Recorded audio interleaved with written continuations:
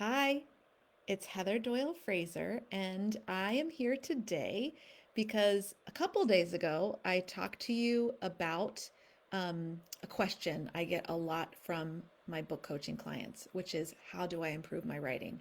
And I shared some super simple tips: practice every day or almost daily, develop a consistent writing practice, and read across genres so that you can kind of start to get a feel for how you want to portray your voice, how you want to tap into that unique voice of your own.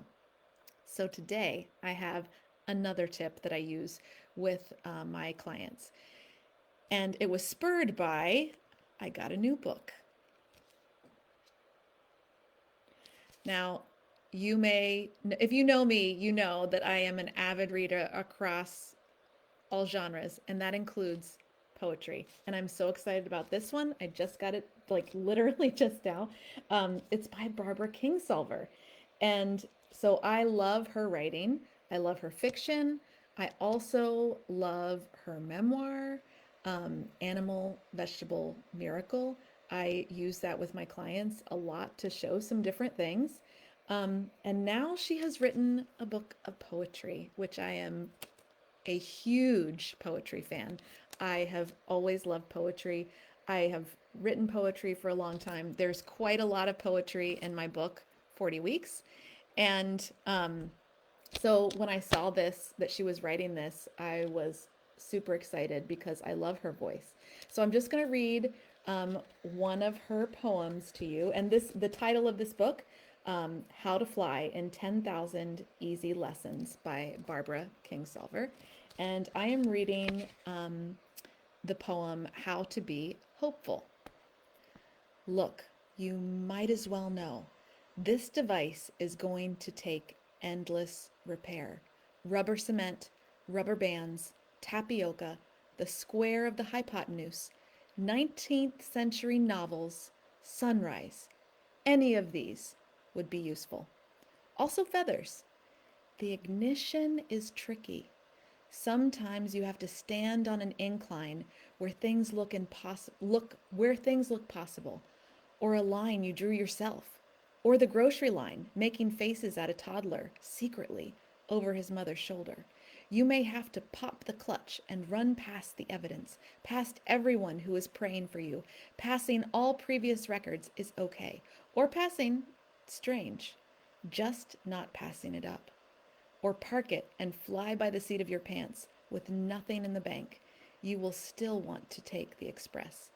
Tiptoe past the dogs of the apocalypse, asleep in their shade of your future. Pay at the window. You'll be surprised. You can pass off hope like a bad check. You still have time, that's the thing, to make it good. So, how great was that? Barbara Kingsolver writing poetry.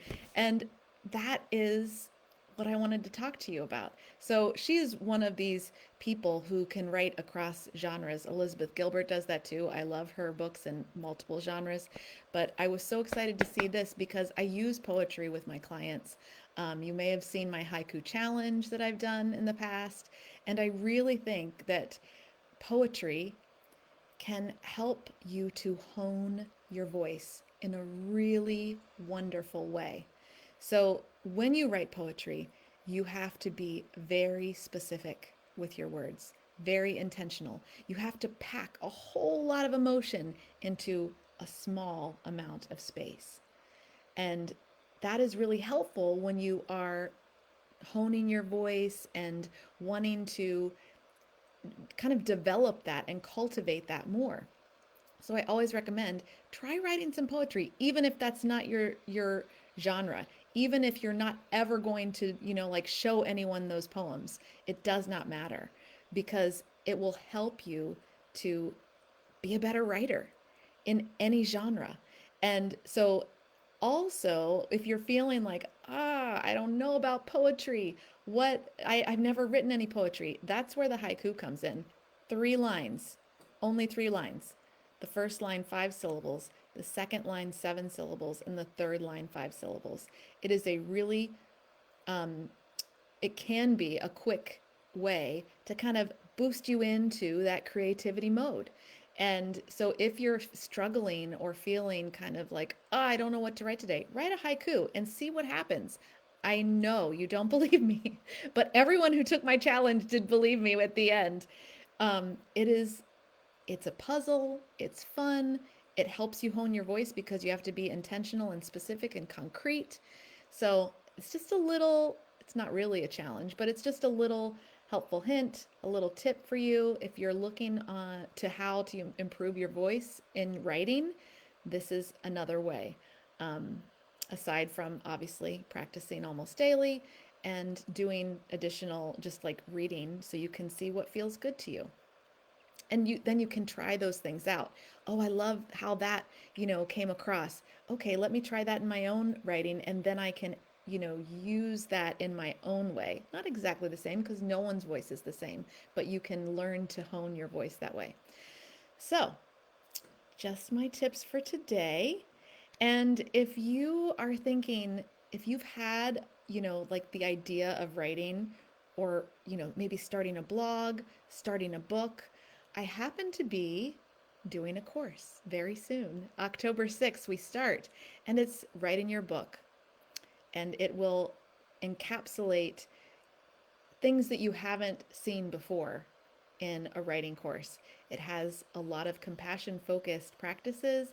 It has, we start with why.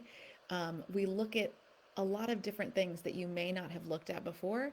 And it's a gentle way to support yourself in the writing process. So if you're interested, I'm going to put the link in the comments. It's cmcollab.com/writing hyphen your hyphen book. And just check it out, see what you think. Until then, I will be sharing more tips another day, but I hope you have a good one. Bye.